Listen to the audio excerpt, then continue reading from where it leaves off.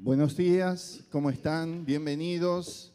Si hay gente que nos visita por primera vez, queremos darle la bienvenida. Gracias, Lucas. Nos sentimos gozosos de que tengamos esta libertad de poder abrir las puertas de este lugar para adorar a nuestro Dios, para cantarle a Dios.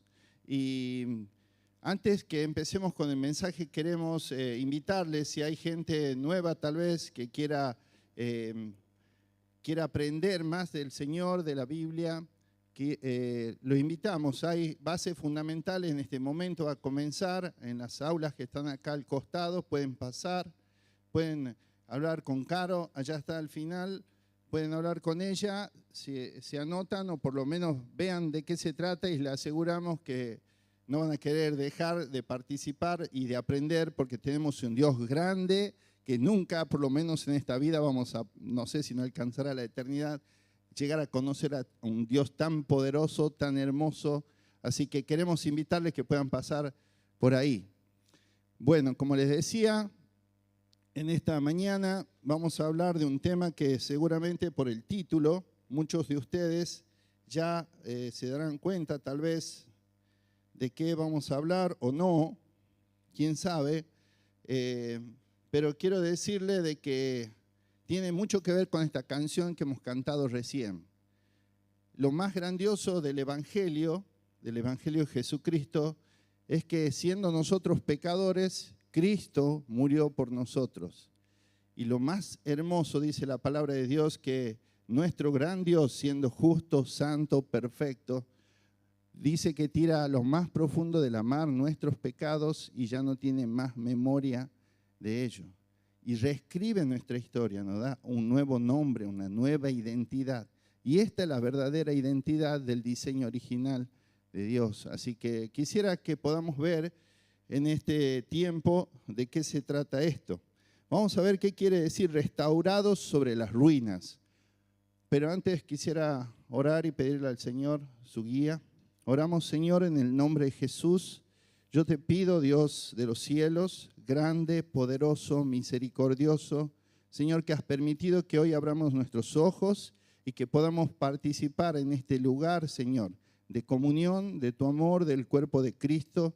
Y, Señor, venimos a escuchar tu voz y yo quiero pedirte, oh Dios, en el nombre de Jesús, que tu Espíritu Santo tome control absoluto de cada palabra que digan esta mañana, que no sea voz humana, Señor, sino que sea tu voz hablándonos a cada uno de nuestros corazones. Vos conocés nuestra vida, conocés qué nos está pasando, qué nos pasó, y conocés nuestro futuro, Señor, y el propósito que has puesto en cada una de nuestras vidas, Señor. Por eso yo te ruego, Dios, que no sea simple información, sino que el poder de tu palabra sea extendida en esta mañana y pueda abrazar, Señor, aquellos corazones que necesitan el agua viva que es Cristo Jesús. Yo te lo pido, Dios, en el nombre del Señor Jesucristo. Amén y amén. Como les decía, el mensaje dice restaurados sobre las ruinas. Y cualquiera que quiera hacer una casa, cualquiera, tal vez haya acá parejas, matrimonios nuevos que están queriendo formar su hogar, están buscando un terreno. Y créanme que si está bastante caro y ahora en este tiempo mucho más todavía, así que si lo pueden hacer, háganlo ahora porque la semana que viene va a valer el doble. Pero no es que tire pálida, pero a veces empezamos esta carrera, ¿verdad?, de formar una familia y decimos, bueno, vamos a buscar un terreno. Vamos a empezar a construir, pero generalmente vamos a buscar un lugar lindo, tal vez, por supuesto, lo que nos alcance la plata, pero vamos a buscar un terreno hermoso donde podamos sentirnos cómodos, donde el terreno esté emparejado tal vez y no desnivelado y tengamos que hacer toda una maniobra, un gastadero de plata, lo decimos porque sabemos de esto, y empezamos a ver cómo vamos a construir esa casa. Ahora, si vamos a comprar un lugar donde está en ruina, yo estoy seguro que muchos de nosotros preferiríamos no meternos en ese problema. Porque ¿saben lo difícil que es construir sobre las ruinas? Es tremendo porque es doble trabajo.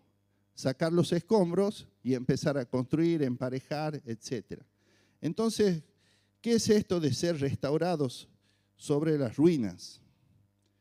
vemos como en un principio el diseño original de Dios, en Génesis, dice la palabra que Dios, Padre, Hijo y Espíritu Santo dicen en este concilio que por ahí nos cuesta entender como un solo Dios, son tres personas, sin embargo esto dice la palabra, esa vez dijo, haremos al hombre y a la mujer a nuestra imagen y semejanza.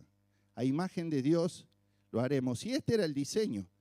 Entonces dice la Escritura que del barro, ustedes conocen perfectamente esta historia, crea al hombre, de la costilla de este hombre que crea a la mujer, a Eva, y vivían en el Edén, el lugar perfecto, maravilloso, hermoso. Esta humanidad estaba en contacto directo, veía a Dios cara a cara, podía gozarse de ver a un Dios. Yo no quiero imaginarme cada vez que Dios se presentaba delante de Adán y de Eva y podía conversar cara a cara con ellos. Qué alegría y qué gozo de estas personas, ¿verdad? Entonces, este era el diseño que Dios había creado. Pero ¿qué pasó? Un fatídico día en aquella historia de la eternidad, aparece una serpiente, Satanás, en forma de serpiente, y empieza a tentar a Eva. Y vemos cómo esta tentación, yo siempre la traduzco como mentira. Para mí tentación es mentira. Es algo que Satanás utiliza como si fuera un arma muy poderosa para engañar a las personas. Y acá vemos a este enemigo de Dios, y una de las cosas que también me doy cuenta, que a veces nosotros nos creemos tan interesantes o tan importantes que decimos Satanás nos quiere voltear a nosotros. Y en realidad lo que quiere hacer Satanás es hacerle la guerra a Dios y utiliza a su criatura, a sus hijos, para hacerle la guerra. ¿Por qué? Porque somos vulnerables. Contra Dios no puede. Ustedes vieron allá en los 40 días en el desierto cómo intentó tentar a Jesús y este enemigo tuvo que salir huyendo, decepcionado, porque no sabía, parece, con quién se enfrentaba. Pero aquí vemos cómo aparece Satanás engañando a la mujer y mezclando, haciendo una ensalada, la verdad con la mentira, y le dice, así que Dios le dijo que no comiesen de ninguno de estos árboles. Y Eva, recordando un poquito, dice, no, nos dijo que sí, pero de este árbol no podemos comer. Y ahí es donde empieza la duda. Ahí es lo que hace Satanás, es meter en el corazón y en la mente de la persona, haciendo dudar de lo que Dios es y de lo que Dios dice. Y entonces le sigue mintiendo, le dice lo que pasa que ustedes, Dios no quiere que ustedes coman de este fruto porque serán igual a Dios. Y aquí la mujer estiró su mano y todo se derrumbó. Este diseño original que Dios había pensado, había creado, es boicoteado, es destruido, y esta naturaleza humana se cae. Por lo tanto, toda la naturaleza se cae también juntamente con ellos. Y vemos cómo esto que había sido creado por Dios, esta seguridad que Dios había dado a la humanidad, esta convivencia que Dios tenía, intimidad con el hombre y la mujer, se viene abajo y tiene que correr a estas personas del huerto del Edén.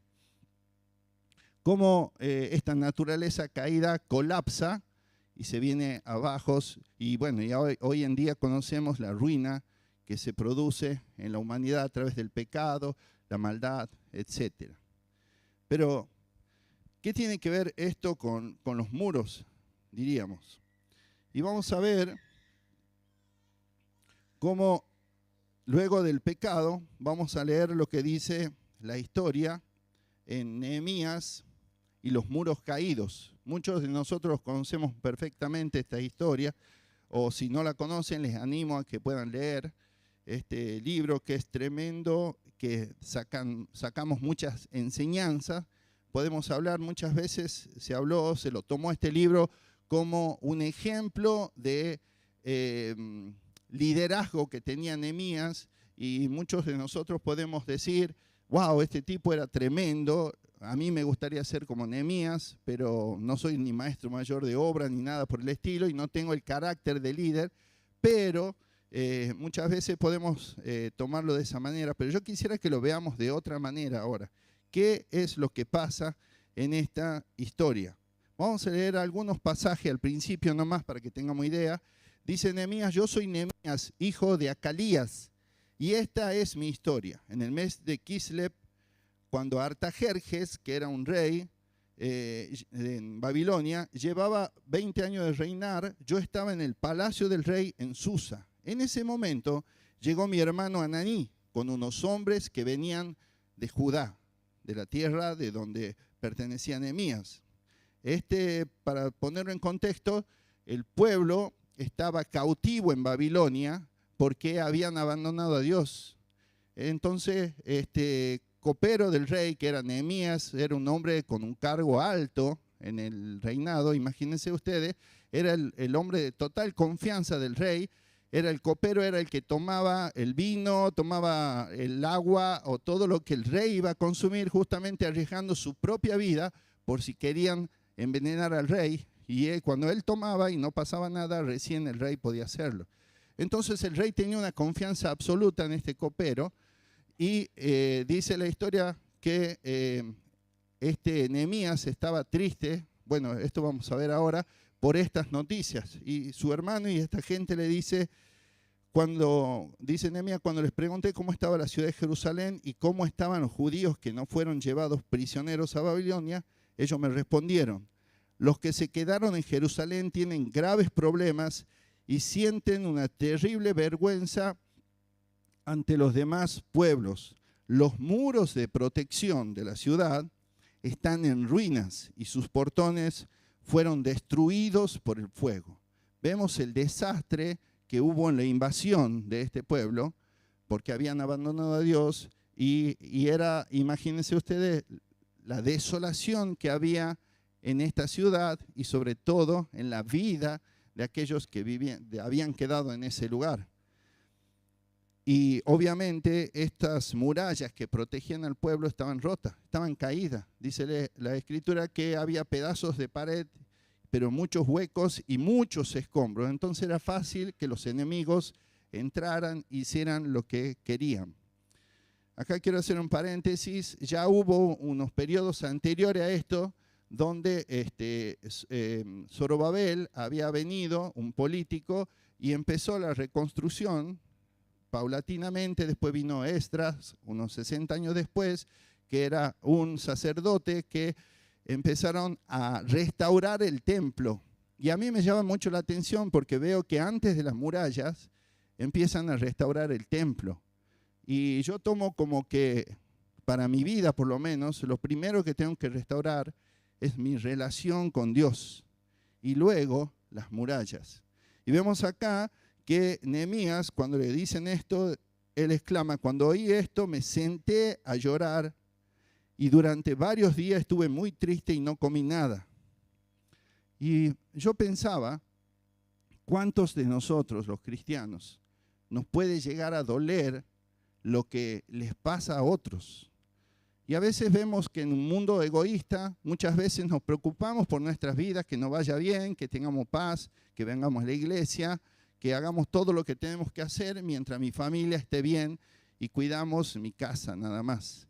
Y cuando vemos a veces hermanos que están sufriendo, a nuestro lado tal vez, a veces decimos son hermanos que sufren en África, en otros países, la persecución, etc. Y yo vivo en paz. Total, yo estoy bien.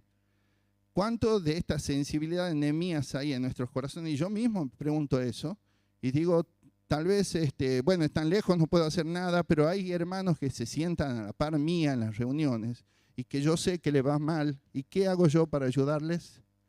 Tal vez tengo la sensibilidad de muchas veces llorar y orar por esos hermanos, o acercarme y prestar oído a ese lamento de mis hermanos, a ese dolor, a lo que están sucediendo, o tal vez económicamente ayudar a mis hermanos. ¿Realmente puedo tener el espíritu que tenía Nehemías? No lo sé. Cada uno nos preguntamos. Dice que él se sentó y que lloró, y durante días estuvo muy triste y no comía nada. ¿Saben que él 4 meses oró, lloró, ayunó y estaba triste Nehemías? Por eso es que el rey ve su rostro de esa manera.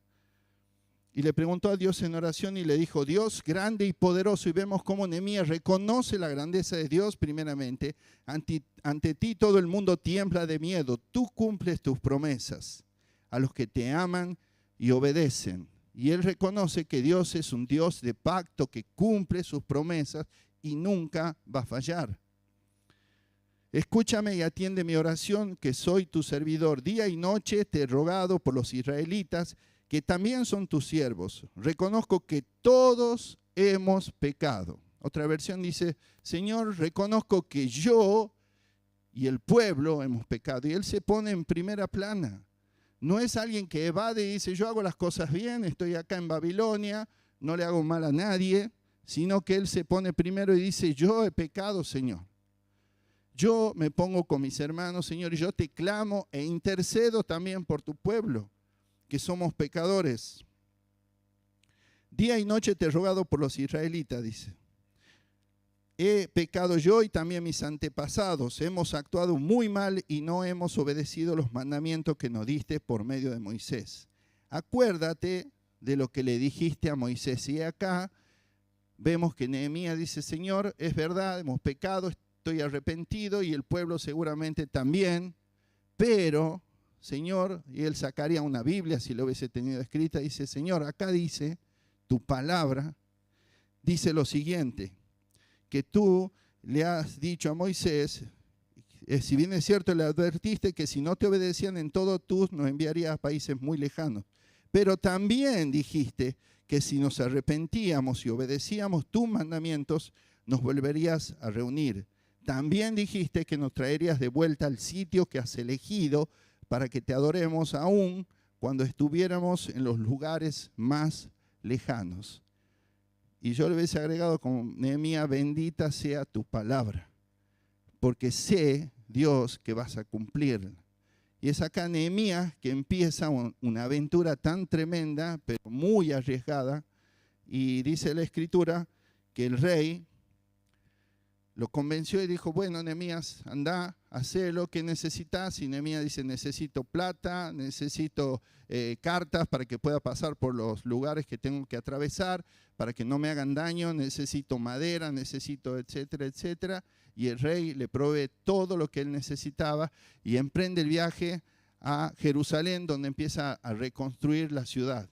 Y ahí Nehemías se da cuenta ya de la realidad que había, y empieza a recorrer y ve que estaba en ruina. Y él estaba muy triste de ver cómo el pueblo de Dios, cómo sus hermanos habían llegado a esa situación.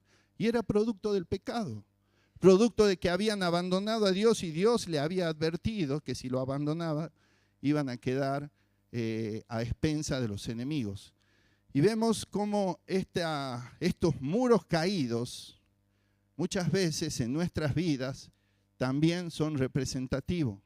Cuando nos alejamos de Dios, los muros de protección que Dios había establecido son caídos. Cuando las mentiras de Satanás, cuando estas tentaciones también empiezan a hablar a nuestros oídos y nuestros muros se caen y por lo tanto estamos desprotegidos. Y vemos cómo la humanidad, como si fueran estos muros a través del pecado, vemos cómo esta humanidad caída también se distorsiona y el diseño original de Dios empieza a verse de otra manera.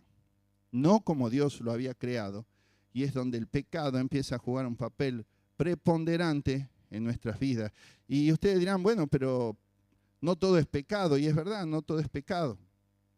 Y algunos dirán tal vez, pero yo no he pecado. ¿Alguno puede levantar la mano y decir, yo no he pecado?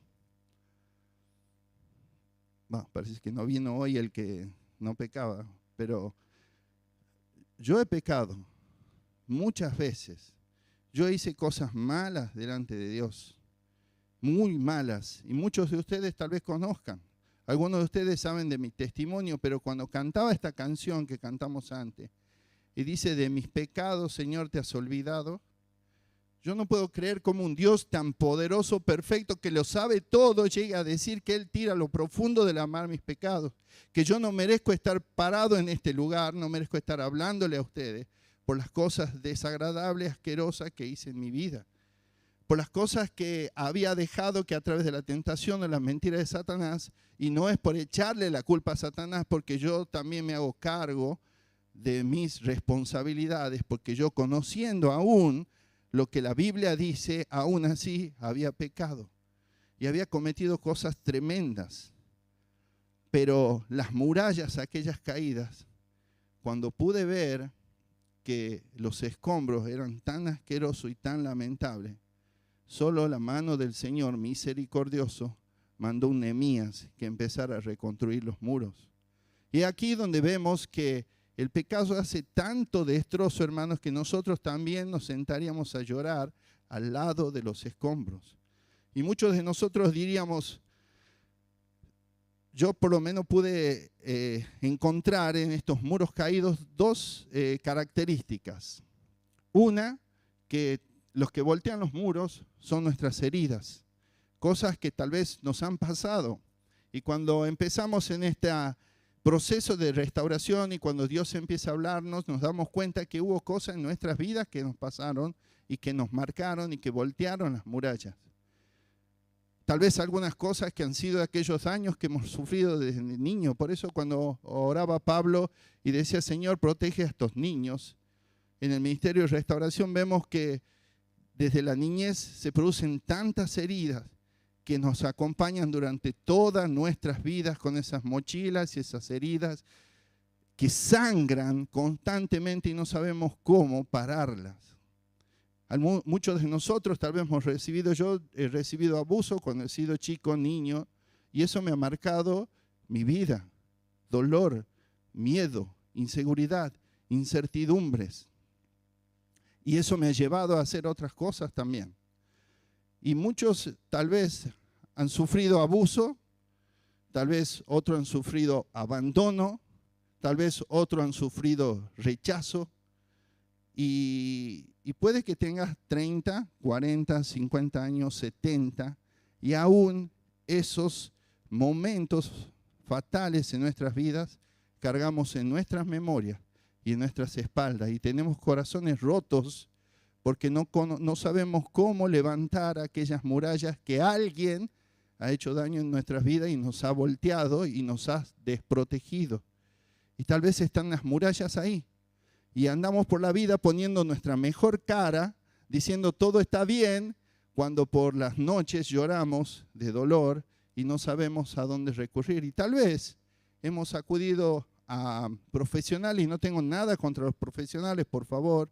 Tenemos hermanos muy buenos, muy profesionales, y buscamos ahí. O buscamos el consejo de un amigo que también está muy bueno. Lo tremendo es cuando empezamos a buscar en otros analgésicos, como por ejemplo el alcohol, la droga, la pornografía o cualquier tipo de adicción que trate de calmar ese dolor que no sé a quién decírselo. Aquello que me callo de noche, de día y no sé a dónde acudir. Y aun cuando vengo a una iglesia cristiana, muchas veces me da vergüenza hablarle a otro de lo que realmente está dentro de mi corazón y qué es lo que me hace llorar. Y son aquellas heridas que otros han hecho, me han producido, y cuando recuerdo aquellos nombres, aquellas personas, me da tanta bronca que hay raíces de amargura que no la puedo cortar porque tal vez humanamente digo, no tiene perdón.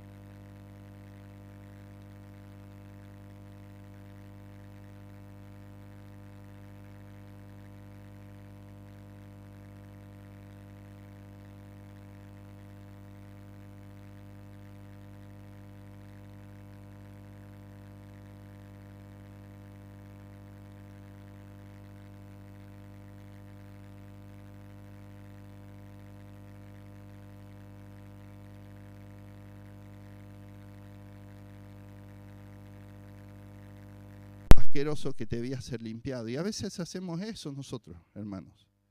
A veces nos callamos. Y como decía David, mientras callé, se envejecieron mis huesos. Y cuando nos callamos, hermanos, no importa qué capacidad de alfombra tengamos, no hay cosas que podamos esconder debajo de ella que no vaya a ser manifiesta. Y acá en Juan 8:34 Jesús nos habla de que hay una esclavitud y dice, Jesús le respondió, de cierto os digo que todo aquel que comete pecado, esclavo es del pecado, y el esclavo no se queda en la casa para siempre, mas el Hijo sí se queda para siempre. Así que si el Hijo los hace libres, seréis verdaderamente libres. Y todos conocemos este pasaje, hermano. Yo creo que me convertí a eso de los, calculo yo, 18 años porque tengo mala memoria. Escuché este pasaje 1000 veces. Gracias al Señor, el Espíritu Santo me habló en aquella oportunidad que era muy jovencito. Levanté la mano, recibí a Cristo como mi Salvador personal y digo, bueno, listo, tengo mi boleto directo al cielo y ahora me dedico a ser solo cristiano e ir a la iglesia a hacer todo lo que me piden.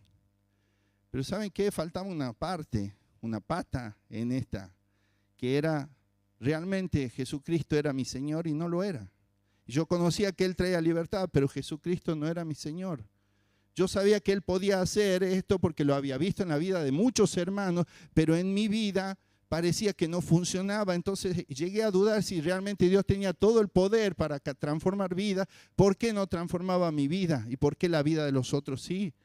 ¿Y por qué yo envidiaba la libertad de algunos? ¿Y por qué yo lloraba la esclavitud de lo que dice acá la Escritura en Juan 8:34? Y me sentía en esta rueda de la rata donde daba vuelta, siempre en lo mismo, por años y años. Y vemos que, aunque parezca de cajón, como dicen algunos, que hasta que no reconocemos que en la cruz, la obra que Cristo hizo ahí, el poder que representa la muerte de Cristo sobre la muerte, esa victoria sobre la muerte que Cristo trae poder para libertar los corazones heridos y los corazones con pecados. ¿Y cuántos creemos eso? Escuché solo un par de amén nada más. Y saben que yo decía, sí, es verdad, para otros funciones, para mí no tiene tanto poder Dios. Pero ¿saben qué? Después, cuando siendo sincero, era que yo no quería largar eso que me ataba. Realmente los deseos y la concupiscencia que había en mi corazón era tan fuerte que lo que la palabra decía, para mí la cruz representaba solo salvación, pero no señorío de Cristo en mi vida. Entonces, cuando descubrí esto y pude atravesar aquella cruz, encontré otro mundo distinto, donde lo que decía Job cobraba vida, aquello que dijo, de oídas te había oído, mas ahora mis ojos te ven. Y es impresionante, hermanos, penetrar detrás de aquella cruz, poder agarrar aquellos tesoros que Dios tiene a través de la cruz, no solamente salvación, porque la palabra de Dios dice en Jesús que Él nos va a dar vida y vida en abundancia, y a veces ¿por qué lloramos como miserables por dioseros, por aquella vida abundante que Dios ya nos dio en la cruz? ¿Por qué nos lamentamos de aquellas situaciones donde estamos en esta rueda y no podemos salir si Dios ya nos dio a través de la cruz en Cristo Jesús? ¿Por qué estamos como menesterosos pidiendo que nos venga algo que ya fue hace más de 2000 años? ¿Por qué aquella libertad de aquellas cadenas que se rompieron en la cruz cuando Cristo exclamó, consumado es? No hemos creído totalmente. Porque aquello que Dios promete en su palabra a veces creemos que no lo va a poder cumplir en la nuestra y andamos como mendigos llorando nuestras heridas y andamos como esta rata dando vuelta en la misma rueda. ¿Por qué, hermanos? Porque nos falta algo poderoso que es la fe. Y si no tenemos la suficiente fe, como el grano de mostaza, los montes no se van a mover. Por eso necesitamos tener esta fe que Dios nos dice que tengamos, para que podamos ver realidad aquellos milagros poderosos que esperamos que vengan, pero que ya han sido. Solo tenemos que apropiarnos. Solo tenemos que apropiarnos. ¿Cuántos pueden creer esto? ¿Cuántos lo pueden creer? Amén. Yo sí lo creo, hermano.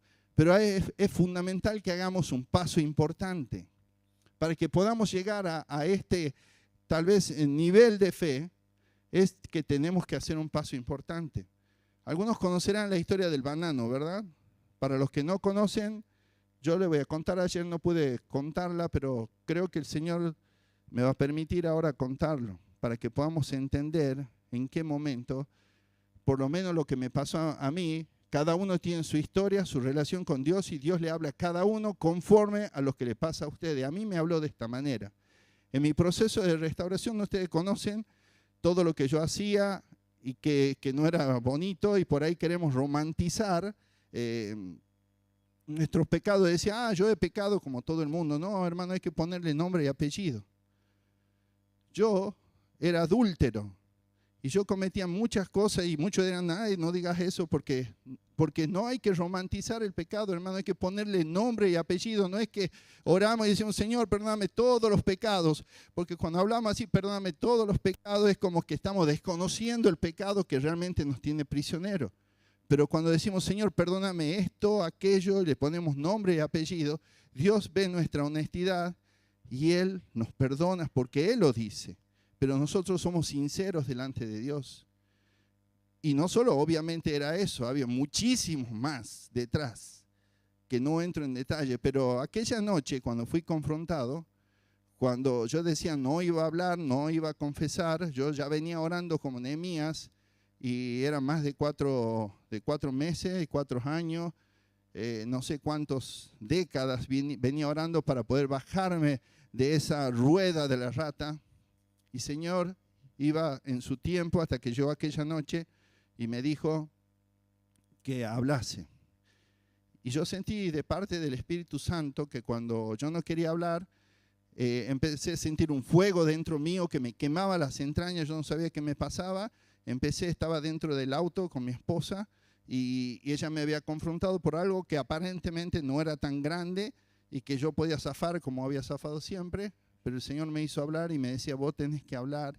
Y empecé a vomitar las cosas, una tras otra, tras otra, tras otra, y no podía dejar de hablar, y yo me quería tapar la boca, pero era tan fuerte lo que había adentro y ese dolor, que cuando hablé, no sé por cuánto tiempo, cuando confesé por cuánto tiempo, sentí un dolor tan profundo en mi corazón, pero sobre todo acá adentro, que yo sentía que alguien había metido la mano, y era como que me arrancaban las tripas y yo sentí un quemazón, un dolor, que yo empecé a gritar, papá, papá, y salí corriendo del vehículo y no sabía a dónde iba, no sabía qué me pasaba. Me abrazó mi esposa y me dijo, vení, ¿qué te pasa? Pensaba que me tiraba bajo un auto o algo así. Yo no sabía qué pasaba, no entendía qué pasaba. Y no entendía por qué gritaba papá, si nunca tuve papá, he sido abandonado. Mi papá nunca me reconoció. Pasaron mucho tiempo, esa noche fue tan horrible que yo veía literalmente que mi vida se derrumbaba y los muros que había alrededor de aquella seguridad falsa empezaron a caer. Y veía que había tantos escombros que era imposible volver atrás y que era imposible volver a tener aquella vida que tenía. Chao matrimonio, chao familia, chao amigos, chao iglesia, chao tal vez el pequeño anhelo de querer servir a Dios. Se acababa todo, todo se derrumbaba. Por la gracia y la misericordia de Dios, el Señor actuó en el corazón misericordioso de mi esposa, le dio una palabra de obediencia, de misericordia y de perdón, y ella le creyó a Dios. Ella creyó en las promesas que Dios decía que había que perdonar para ser liberada. Ella creyó en las promesas que le había dado una vez de que su familia iba a ser una familia de Dios. Ella creyó y empezó a reclamar todo lo que Dios, como decía Nehemías, Señor, pero vos dijiste esto. Y por mi parte yo estaba tan devastado que no creía, pero el Señor me empezó a dar fuerza y a hablarme, a decirme, sí vas a poder, porque yo estoy al control y lo que ha pasado ahora es por algo. No entendía nada, empecé una relación tan fuerte con Dios, algo que nunca había experimentado en mis años de cristiano, que empecé a preguntarle a Dios: Señor, háblame, decime. Y el Señor me empezó a revelar muchas cosas, a hacerme entender a esta cabeza dura que tenía tanta letra acá adentro, pero nada de palabra en mi corazón. Y entre una de esas conversaciones yo le decía: Señor, vos decime cuándo fue el cambio, el antes y el después en mi vida, dónde fue el quiebre, dónde fue la transformación. Y un día, el Señor es tan hermoso que nos habla de distinta manera, es tan increíble si solo prestamos atención y abrimos los ojos a cada detalle que Dios nos da cada día, vamos a escuchar más de lo que Dios quiere para nuestras vidas. Y una mañana Claudia viene y me dice: che, ahí en el fondo hay una planta, no sé qué es, y vamos a verla. Y era un banano que se estaba creciendo en uno de sus canteros que tiene contra la pared. Y yo voy a verlo y le digo: eso es un banano. No soy experto en botánica, nada de eso, pero entendía que era un banano y que daba banana por hecho. Y me dice: pero lo saquemos. Le digo: no, déjalo, porque algún día va a crecer y yo voy a sacar banana y haré unos licuados cuando vengan mis amigos, y voy a presumir del banano que tengo en el fondo, porque ella presume de sus flores tan hermosas que tiene ahí cuando van sus amigas. El banano empezó a crecer y empezó a partir. Un día me dice: mira, el banano está partiendo el cantero, porque está bastante grande, ya había unos cachos de banana. Y yo veo y le digo: bueno, déjalo que las bananas maduren y después los saco. Pasó un tiempo más y ya me habla y me dice: mira, el banano está rompiendo la pared. Entonces ya vi que la cosa se ponía peligrosa y le digo: no te preocupes, ya voy yo, busco mis herramientas, voy al fondo, hago mi trabajo, saco rameando ya el banano, que era grandoto, lo tiro en la calle y le digo: anda a ver, mira, está todo limpio. Y ella ve sus flores, y ahí en ese espacio el banano estaba impecable, como nunca, el cantero impecable. Y ella me mira y me dice: ¿está bien hecho esto? Solamente es un banano, le digo. No sé si a las mujeres, ustedes esposas, le dicen siempre a su marido, a mí siempre me dicen: ¿por qué nos llamas a alguien que sepa? Y yo digo: mirá ese trabajo que hice. Bueno, queda medio dudoso la situación, se va, como a las 2, 3 semanas, no recuerdo, me habla de nuevo y me dice: vení a ver lo que pasa en el cantero. Vamos a ver, y ya había 2 bananos crecidos. Y yo no entendía qué había pasado, pero si yo lo había hecho bien al trabajo. Y me dice de nuevo: ¿por qué no hablas a alguien que sepa? Y ahí tomé el teléfono, le digo: don Ricardo, el señor que nos hace la jardinería, por favor venga a salvar mi matrimonio. Hay 2 bananos ahí que están peligrando mi relación con mi esposa. Y el hombre cayó. Un sábado, recuerdo, en la mañana, tomaba mate con Claudia. El hombre llegó en su bicicleta, un hombre muy humilde, sencillo, conocedor, baja sus herramientas, va al fondo, empieza a trabajar, y al rato él sale rameando el banano, que era una monstruosidad de grande. Pero cuando pasaba por el pasillo, pude ver al final unas raíces largas y gruesas que me llamó mucho la atención, y sentí de parte de Dios que me decía: eso es lo que pasó en tu vida. ¿Cómo, Señor? Eso es lo que me preguntaste. Pero ¿qué tiene que ver un banano con mi vida? Tiene que ver que por años simplemente vos cortabas sobre el ras las cosas que vos tenías para que nadie la vea, y la tapabas con tierra y la acomodabas de tal manera que nadie se daba cuenta. Pero había raíces debajo que era necesario que viniera alguien que sepa y tenga que arrancar las raíces para que esa planta no vuelva a crecer más en tu vida. Y fue entonces que descubrí que eso había pasado aquella noche. Cuando yo pude confesar a Dios y a la persona a quien había herido las miserias que tenía escondidas, esas raíces habían sido arrancadas esa noche, y ese era el dolor que yo sentía, que el Espíritu Santo estaba obrando dentro de mi ser de manera espiritual, pero yo lo sentía en carne y hueso, que algo se desgarraba por dentro y que era necesario ser arrancado, hermanos. No podemos vivir con las raíces. La única manera es la confesión. La única manera es la confesión. Es la llave para nuestra libertad. Ahora, nosotros decimos: sí, porque eso yo lo practicaba. Le vivo confesando a Dios mis pecados y Él me perdona porque es bueno. Le vivo confesando. ¿Y le has dicho alguna vez a tu pastor, a tu amigo? No, porque me da vergüenza. ¿Da vergüenza? Mucha vergüenza, hermano. Pero si no tenemos la valentía de presentarnos ante alguien que nos pueda ayudar y decir, hermano, hermana, estoy haciendo esto. Hermano, hermana, me duele esto otro, me pasó aquella vez que abusaron de mí o que me traicionaron y me duele.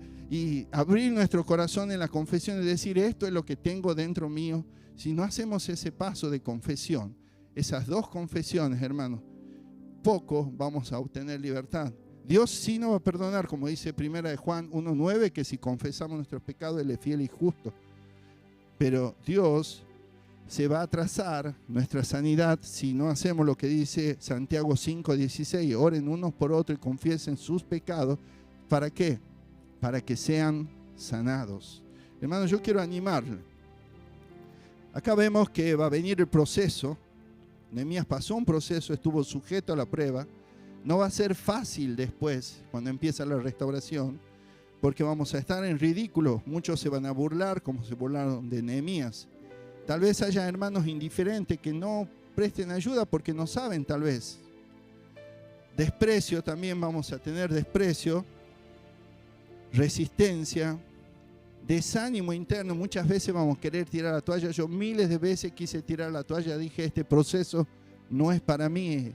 Mejor largo todo y empiezo otra cosa. Sabotaje externo. Otros dicen, los mataremos y lo detendremos, que la construcción del muro. Y gracias a Dios, Nehemías no se dejó impresionar por esto. Y saben que también vamos a recibir críticas. Tal vez dentro de nuestra misma comunidad algunos dirán, che, pero este se quiere hacer el santo. ¿Sabe que yo me enteré de algunos que dijeron, ¿has visto cuando ustedes vuelven de un retiro y vienen con todo el power y todo? Dicen, wow, este viene, falta que levite nomás ya por la santidad que ha obtenido en ese retiro. Pero muchos ya decimos, bueno, pero van a pasar un par de semanas y va a volver a ser el de antes. Hubo gente que dijeron, dale un tiempito a este y ya va a ver cómo de nuevo va a volver al barro. Y a veces el desánimo también viene de adentro. Pero a Nehemías no le importó eso.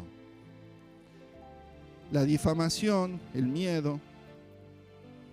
Lo mejor de todo, hermanos, no me quiero quedar con el dolor, ni con las heridas, ni con el pecado. Lo mejor de todo es que Dios puede hacer murallas nuevas. Dios puede levantar desde los escombros aquellas murallas de protección, de amor, de libertad, para que Satanás no haga un juguete de cada uno de nosotros.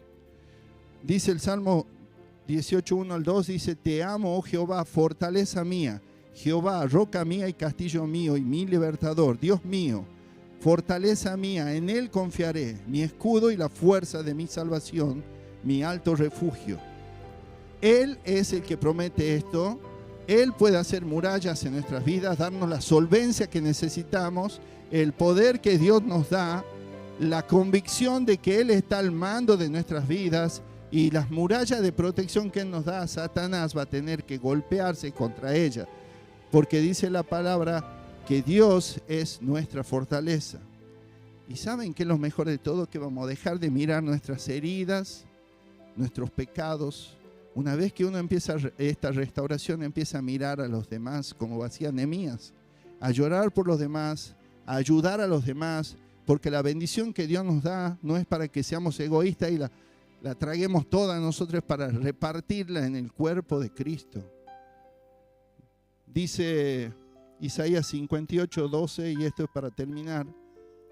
Este es un versículo que el Señor nos regaló y que abrazamos con toda nuestra fuerza, porque le creemos a Dios, no por la capacidad humana, porque creemos que lo que Dios dice se cumple, porque creemos que Dios nos da un propósito. Dice, algunos de ustedes reconstruirán las ruinas desoladas de sus ciudades. Entonces serán conocidos como reconstructores de muros y restauradores de casa.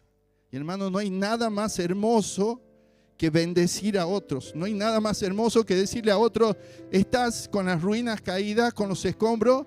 Confía en el Señor porque Él puede levantar una muralla nueva. Confía en el Señor porque Él te puede hacer libre. Confía en el Señor porque no está en la fuerza humana, sino en el Dios Todopoderoso, que en la cruz le dijo a Satanás: no más. En la cruz hay libertad, hay restauración, hay vida nueva, hay perdón de pecados, hay limpieza y sanidad de las heridas, porque en Cristo hay poder, hermanos. En Cristo hay poder. Yo les pido que nos levantemos, por favor, vamos a orar.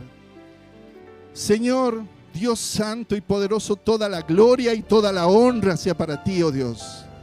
Señor, no podemos entender muchas cosas, Señor, pero simplemente queremos poner nuestra fe como un niño, Dios. Dice tu palabra, oh Dios, que si creyéramos como niños, Señor, esa fe tan noble, esa fe tan franca, Señor, veremos los cielos abiertos, Señor. Veremos al Dios poderoso extendiendo su mano, porque estás acá, Señor, porque estás dentro nuestro, Dios. Y el poder del Espíritu Santo es suficiente para transformar nuestras vidas, para curar nuestras heridas. Señor, yo te pido en el nombre de Jesús que tu Espíritu Santo esté tocando cada corazón, Señor, y cada área de mis hermanos, de la mía, Señor. Y que si hay dolor, Señor, podamos abrir nuestra boca y confesarla.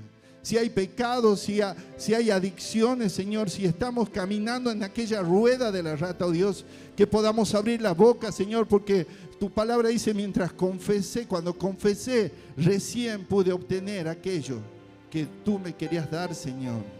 Ayúdanos a ser valientes, Señor, a buscar a alguien para confesar, y que a partir de ahora, Señor, sea un nuevo amanecer en nuestras vidas, en esta iglesia, Señor, y en la iglesia tuya en todo el mundo, Señor, que podamos creer y ver con los ojos de la fe ese gran libertador que es Jesús, que en la cruz pagó el precio, que pagó, Señor, aquella deuda que nosotros debíamos pagar, Señor, y que su sangre poderosa es suficiente para limpiarnos de pecados. Señor, yo te alabo, Señor, y te adoro, porque eres grande, poderoso, indescriptible. Señor, no hay nadie mejor que vos, Señor. Corremos a vos, Señor. No tenemos otro lugar. En el nombre de Jesús. Amén. Gracias al Señor. Seguí ahí, por favor, en oración en esta mañana. Creo que Dios nos está desafiando a